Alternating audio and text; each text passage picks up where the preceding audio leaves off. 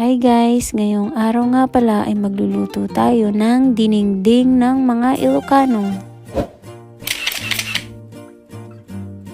Meron nga pala ako ditong talbos ng kamote, talbos ng ampalaya at bulaklak ng kalabasa. Dadagdag mo pa ang bunga ng kalabasa at talong. Kung nakikita nyo nga ang hawak-hawak kong tilapia, napakalaki yan ang isasahog natin. Medyo nahirapan nga ako sa paghihiwa dito kasi napakalaki nung isda at maliit lang yung gamit kong kutsilyong panghiwa. At ayan na nga, nahiwa ko na lahat kaya pinahiran ko siya ng konting asin para magkalasa naman. Iba pa rin talaga pag nakakakain tayo ng mga pagkain natin sa Pinas. Ito nga yung nakakamiss na pagkain sa mga probinsya, lalo na sa lugar namin sa Isabela. At ayan na nga, magpiprito na nga ako ng tilapia dito. Nasobrahan ko nga sa init ang mantika kaya ayan, umuusok-usok. Ayan na nga, malapit na akong matapos magprito ng tilapia dito. At nang matapos nga ako magprito, ayan, pinapakuluan ko na yung tubig na may kasamang sibuyas. Bali, ito na yung magiging sabaw ng dinengdeng natin.